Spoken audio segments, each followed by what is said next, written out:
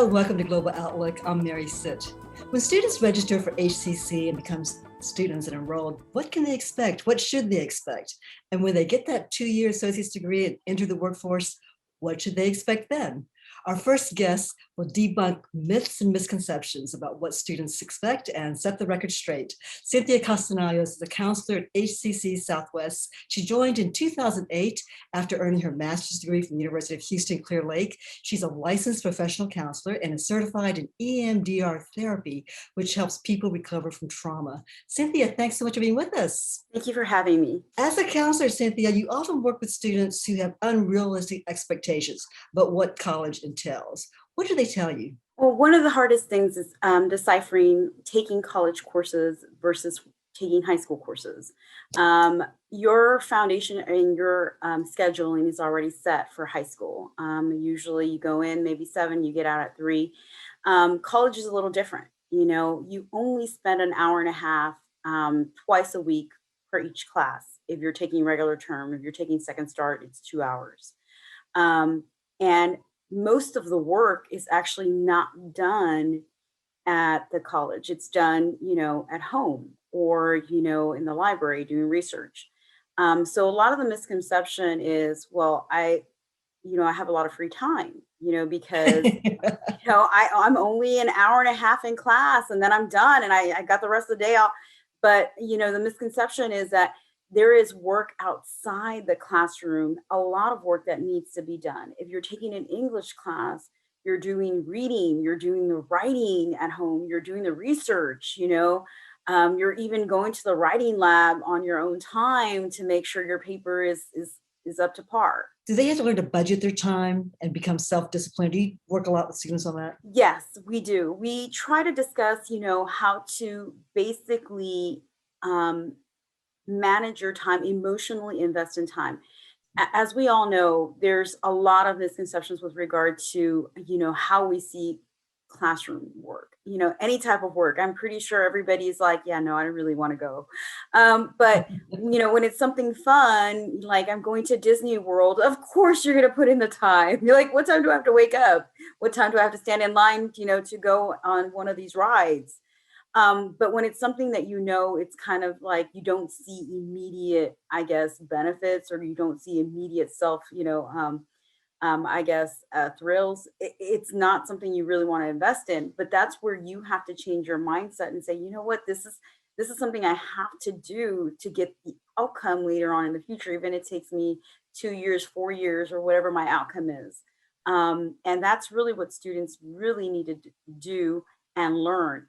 How to manage my time, how to make myself self-motivate myself to get these things done. Because as we know, at one point, no one's going to wake you up in the morning. You're going to have to wake up yourself, and these are things that we have to work on, how to change your mindset and how to make yourself be more self-independent and self-motivated. Now, Cynthia, you said that a lot of times students come in and they just want to get it over with as soon as possible. They look at the degree plan and go, oh, I've got to take this course, boom, boom, boom, boom. And they just want to do a checklist thing. What's the danger of doing that? And what happens when students do that? The danger with regard to trying to finish something as quickly as possible is that you lose the quality of the work.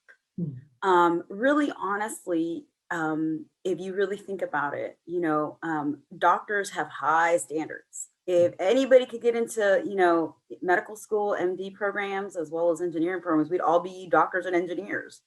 There are high expectations for these careers in terms of like quality of work, not necessarily how quickly you get things done. No one's expecting you to be 18 and an MD doctor, they're hoping that you invest your time doing the quality of work, that you're knowing exactly what it is you're doing in, the sciences before you go out and practice. So when they try to rush through these courses and go, I'm going to do this, and this, they're actually making maybe C's, maybe even D's, instead of taking fewer courses. They're passing, but barely. Yeah.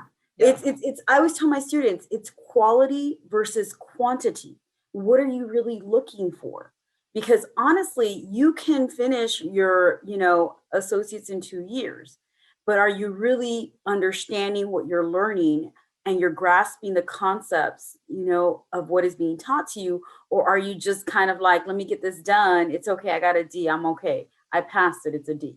you know, and just trying to finish everything as quickly as possible to get to the end point. The question is that end point really going to be there for you? Because a lot of universities have requirements that are kind of like, look, you want to do our engineering program at U of H main campus, you at least have a 3.25. You know, you can finish everything at HCC, but if you don't have that 3.25, unfortunately, you can't go in. So if they're doing the track where they want to do the 2 years at HCC and then transfer to a 4-year institution, they need to make A's and B's to be able to bolster their chances of getting in, correct? Definitely, as well as not just to get into those departments within the university, but also what opportunities are available for you, the scholarships, some internships. Exxon will not take you as an intern if you do not have at least a 3.0 GPA. Again, they're looking at quality. They're hoping you're not going to be one of the BP interns that ends up with a Gulf oil spill. You know? Right. Okay. So when students graduate and they get that degree, they enter the workforce with some wildly, unrealistic expectations sometimes. Can you tell me what they go into the workforce with? Well, one of the things I really strongly encourage my students to do is try to take as many internship opportunities as possible. This summer, that's what I helped with some of my students. I was like, look, you can take classes, which is good. There's nothing wrong with that. Or you can take some time aside and do an internship that may give you possibilities to experience the workforce and find out, actually assess whether or not this is a career you want and what area. Because remember, there's different areas of engineering, just like there's different areas in sciences. You know, are you going to be clinical laboratory science? Are you going to be, no, that's not what I want to do. I want to do MD, all of these levels. It gives you the ability to kind of experience and give you that exposure. Do students go in and they graduate and they have this expectation of, I'm going to make 100,000 right off the bat? And how do you tell them what's real? Well, one of the things that I talk to my students about is that when you get your degree, you're an entry level position. You're not going to start off making the medium at any job, unless you've already been working. Like I have some students who've been working for maybe certain companies, cell phone companies, and they're kind of like, look, all I need is my associate. They'll pay me more. Then when I get my degree, I can go into another, sales representative level. And that's understandable because, again, they have that experience. But if you're kind of going into, let's say you want to do supply chain management, you don't have any experience, you're going to go into an entry level position. You might not be making the 68,000 that you saw as a medium. Your entry level may be up to the 30s, mid 30s or 40s, because you're really starting off. You're needing to get that experience and that exposure in order to start making more money later on in the future. So you tell them, pay your dues, start at the bottom and work your way up. You have to pay your dues. And Cynthia, what do first generation college students especially have in terms of their own set of unrealistic expectations, or the ones from their families? I think one of the most difficult things is knowing that you can't do it all. It's one of the hardest things is knowing that as soon as you get your degree, you're not going to be able to be the sole financial provider for your family, because really you have to take into account what you're in an entry level position. Maybe you're still paying off student loans. Maybe you're still even paying off your car, and then, unfortunately, you're not at that point financially stable to be able to start paying off, your family's mortgage, or even your own mortgage, because. I mean, do you have students whose parents say, oh, yay, my kids graduated, they can pay the mortgage off? I mean, that's what they actually think. Unfortunately, yes, there's a lot of different, thought processes behind. You do have parents who are very supportive and very understanding, again, but there are some family members that do have high expectations and unrealistic expectations of their college graduate. They're like, hey, this person is set, we're good. And it's like, no, there's a lot of investment still needing to be done, to get to that, maybe 6-figure, rounding off, 6-figure salary. I tell my students, that's one of the reasons why I always explain, have that conversation, be realistic, there's certain, now don't get me wrong, that's not saying that you can't contribute, but you may not be able to contribute as much as, there's other people's expectations for you. Cynthia, if you had to give one piece of advice to your college students to be successful, what would that be? The one thing that I would tell you is make sure that you carry your expectations on your own, and that don't let other outside influences kind of affect your thought process, your goals. That's my biggest thing.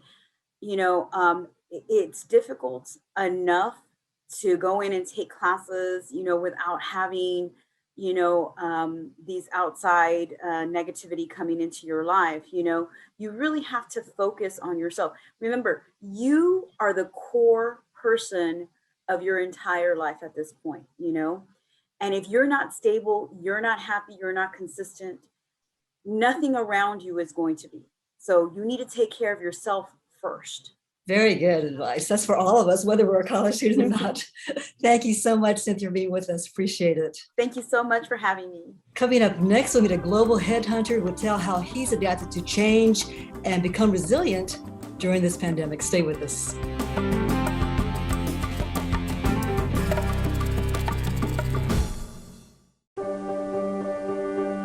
Being prepared is a part of who you are, but it's especially important in the case of a disaster. Be informed about possible emergencies in your area. Make a plan that covers where you go in an emergency. Build a kit with the things you need to survive.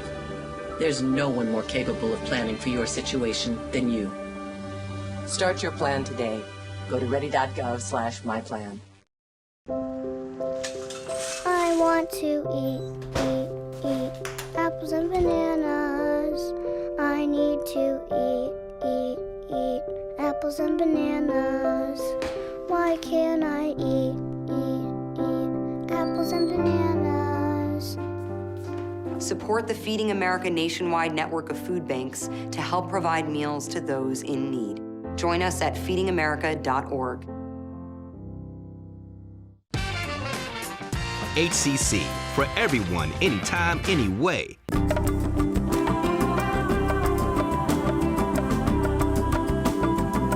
Our next guest is a global technology staffing and training entrepreneur who rescues animals, runs marathons, rides a bike, and swims long distance, and gives daily 2-minute job tips.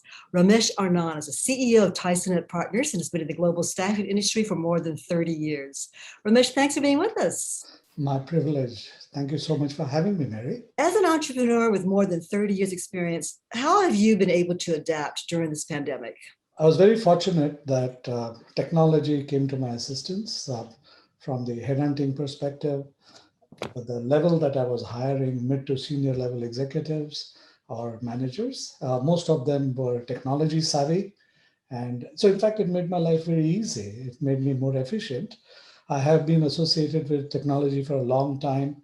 So adapting to Zoom or other such facilities that are available was a no-brainer as far as I was concerned. And earlier, even before pandemic, just to give you a quick background, I had recruited for Halliburton, some manager, facilities manager in Egypt. The candidate was based out of Canada, and I'm based in Houston. And I hired a person and they recruited, and there was no physical contact whatsoever. So this is something that I've been doing for quite some time. And so it was not very difficult. It was an easy transition and a segue into doing 100% no contact, right? Because by Zoom and by Teams meetings or whatever technology, because you've been doing that worldwide previously. That's right. I have recruited people across the world in a very similar way, whether it is in Hong Kong, Australia, Dubai, wherever. So let me ask you this. When you meet somebody in person, there's always something, there's a chemistry, there's eye-to-eye contact. It's not really the same by Zoom, is it? I mean, you can see a video, but what do you miss, from not being face-to-face in real time with somebody? Besides a free lunch, the thing. Besides a free lunch. I love that. Free lunches, okay. So besides that, when you meet a person physically, there is a certain reaction that you can see when you're physically meeting, and one may miss during a Zoom call. But again, I have to take a step back. I can only speak for myself. That a whole host of recruiting that I've done over the last couple of decades has been over the phone. Most of my hiring has not been local. So it's not that I can interview a candidate physically in Houston and get him or her a job in Houston. My hiring has been, I have a client, let's say, like refinery maintenance people when the Iraq war broke out for Halliburton. I hired refinery maintenance people for Halliburton. They were from US and Canada. I would interview them over the phone and find how good they are, get their background done, and then they flew down to Iraq. So this is something that I've been doing for many, many years. So let me ask you this. Let's get to the job hunting tips. Please. When you're being interviewed for a job and you're being interviewed over the phone, they usually start with a phone interview. They like you, they might, bump it up to a video meeting. What should the candidate consider? What are the pointers to be ready and to be, show your best foot forward? One main important thing I would recommend for any individual, irrespective of the level, whether they're students or just graduating from HCC or otherwise, the shortest distance between 2 points is a straight line. So make sure you speak the absolute truth on your resume or on your interview. It will not come back to haunt you. Don't embellish. Please. And this is something I have found people drop the ball at times out of enthusiasm or desperation for a job, either of the two. Okay. But unfortunately, that can come back because someday you get caught. So that's one most important thing. Second is, I don't know whether you cook, Mary, like I mentioned to you, that's a new hobby of mine. I love cooking. And I do like to cook. Awesome. So one of the things I realize now in cooking is that 80% of cooking is preparation, and real cooking, the time it takes is hardly 10 or 20 minutes, whether you're cutting the vegetables, onions, whatever. Very similarly in your job search, 80% or upwards is your preparation for your interview or searching for a job, and only 20% is the delivery. So please. Wait, 80% is what? Is preparing for the interview. Preparing for the interview. 80% prepare before you even have that interview. And 20% is the actual interview. Absolutely. And if you've not put in the time preparing for your interview, you're going to have a problem. When I say talk about preparing, whether having your resume printout ready before the interview, making sure dressed appropriately if it's a Zoom call, making sure the ambience, if it's a telephone call, making sure your child or your dog is not around the room. There are a bunch of things that you want to take care of. You make sure all that is done. Have your technology in space the way Steve has for us. It's so critical, and you drop the ball. Unfortunately, let's assume that you're interviewing me now, Mary. I make one mistake during this discussion. Your viewers will notice that one place I dropped the ball. 99% of the amazing stuff I talk about, it goes out through the window. So It's very similar in an interview. You can do everything perfect, but you drop the ball in one spot and you may lose the opportunity. So should the candidate have rehearsals and practices with other family members or friends? Like, hey, you pretend you're the job recruiter, I'll pretend I'm the candidate. Oh, absolutely, Mary. Thanks for putting words in my mouth. The preparation includes catching up with a close friend, buddy. If you have a partner like my wife, I would hate, because she's the worst critic you can find. But the best during an interview situation, I would have a mock interview with my wife and say, you know what, assume you're interviewing, and then see where are the areas that you can drop the ball. The other with technology, in Zoom, you can video record yourself with an interview. You have some template questions that you expect, and you start responding. So you look at the video, you say, so you see a the features. How are you making faces, mannerisms? Are you looking weird? And you can correct yourself and be prepared for a Zoom call. Let me ask you this. As a recruiter, is it more difficult now to find candidates to fill certain positions after as we're getting through this pandemic and people are starting to go back to work, or are employees going, no, I don't want to go into work Monday through Friday. I want to work from home 2 days a week and come in 3 days. Are you finding that, or are you finding that I mean, how difficult is it to find people to fill positions these days? Mary, obviously, you've been reading the papers recently.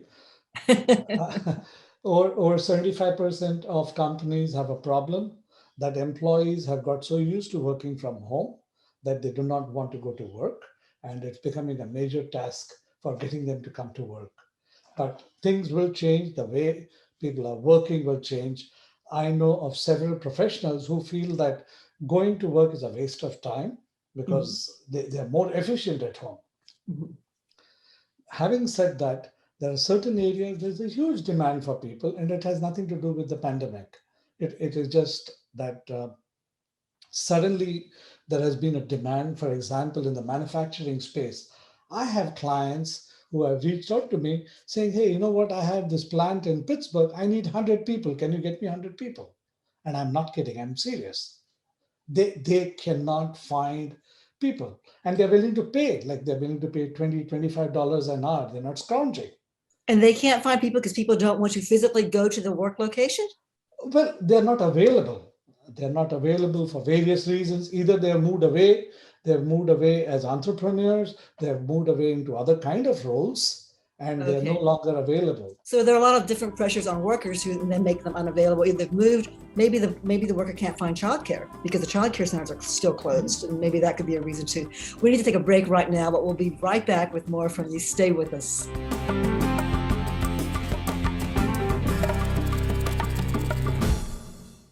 Today I'm going to talk to you about physics. Come on in, girls. Let's go. This is the first rocket to get humans to Mars. Really tall. I'm a rocket structural engineer designing and building parts of the rocket. You are the generation that will be stepping foot on Mars. Do I have a group of astronauts on my hands? Yes. You can become a rocket scientist or whatever else you want to be. When I was in foster care, I never knew when I would have to move. So I always had my suitcase ready to go. Then one day I was adopted. My new parents opened their hearts and home to me. My parents cook my favorite breakfast for me every morning. My parents take me on trips I never thought I would go on. They gave me a home and an even better reason to use that suitcase. My parents aren't perfect, but they're perfect for me. I love teaching at HCC. I love helping students. With college credits. With scholarships and financial aid. Training them for life-changing careers. Come learn with us. HCC, for everyone, anytime, anyway.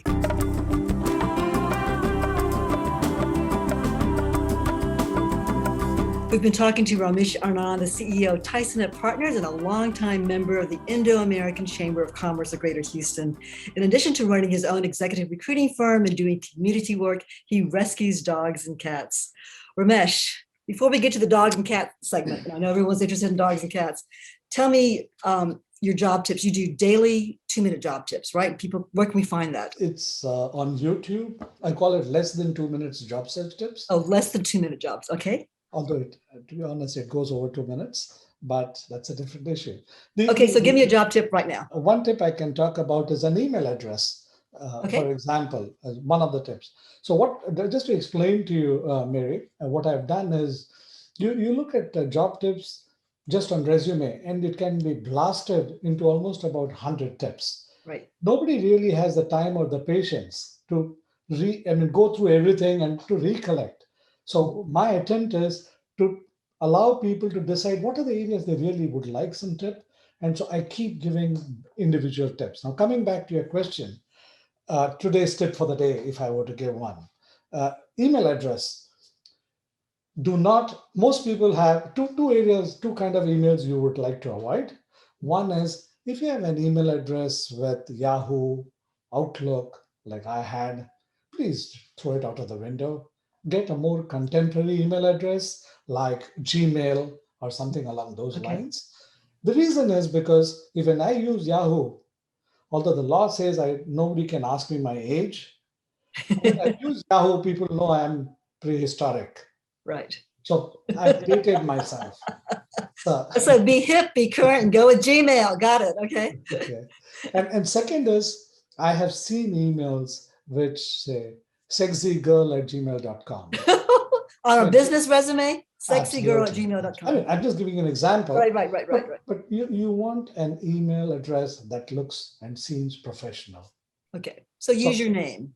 Use your name or something along those lines, Right. or something that conveys your profession if you need to. But that's one tip that I can think of off the cuff. And if I have to add one more tip, if I may, yes, is clean up your social media. Because when I get a resume, the first thing I do is look at the person's profile on LinkedIn, on Facebook, and I'm pretty good at it. So moment I do that, it gives me more feedback about that individual than one can imagine. So if you have very strong, aggressive political leanings, for example, if you're in the job market, politics has no role to play in it unless you're looking to intern with an elected official. Right. So clean up all those things so that you get a job that you're looking for, and don't let your personal beliefs affect you. Those are very good job tips. Just 2 tips. Okay, so now let's talk about dogs and cats. You rescue them and find new homes. How did you get started, and how do you find the homes? Well, how I got started was my son had a dog that we conned him into keeping in our house. It passed away very early in life. When it was 5.5 years old, and I was pretty attached, so was my wife. And we were really blown away. We never expected that a pet in the house, we would be so attached. And it took me over a month and a half to even come to terms. And that's when my wife and I decided that instead of getting another pet, let's just foster and find homes. And that got us started. And over the last probably 8 or 9 years, we've rescued over 500-600 dogs and some cats also for the cativerse. Wow. And as recently as yesterday, I rescued a dog. Somebody had just dumped a German Shepherd outside a gas station. So a friend called me saying, Ramesh, can you help? Very friendly dog. So next I was there at the gas station with the body, brought the dog over, and we're trying to find a home. Last week, similarly, another puppy that I found, so on and so forth. So what number do they call when somebody finds a home and wants to, make sure this animal is rehomed and not put to sleep? Well, normally, if someone finds a stray dog or a stray cat, you call the local animal shelter. That's the best thing to do. Unfortunately, there is no concept of no-kill. There is no no-kill animal shelter. So pets do get killed. Over 4 to 6 million dogs and cats, and my understanding, in the United States get killed each year. We can't just all call your cell number and have you find a home. Well, and the reason they get killed, Mary, is that there are no homes and the shelters have limited space, so they can't do anything. And so a couple of things that if I'm a takeaway is, one is if anyone is looking for a pet, please don't buy a dog. There are zillions of awesome dogs in every shelter all over the country that you can adopt, and they're suited to your size. So some are more comfortable with a small dog, some want a large dog. You get every breed that you can get. Adopt a dog, right? And be open to be a foster home by talking to the animal shelters. Well, one of the best ways you can, if someone wants to help people like us who rescue, is by fostering a dog or a cat. Because when we rescue a dog, we desperately need someone who can temporarily take care of them while we find a permanent home. Thank you so much, Ramesh, for being with us. Appreciate it. Thank you. Thanks for having me. That's all for this edition of Global Outlook. You can find us on Comcast Channel 19 every Friday and Sunday at 7:30 a.m. and p.m., plus Saturday at 10 a.m. Or you can go to our website, hccs.edu/podcast, and download a podcast to go, or watch the full video version on HCC's YouTube channel. I'm Mary Sitt. Thanks for joining us.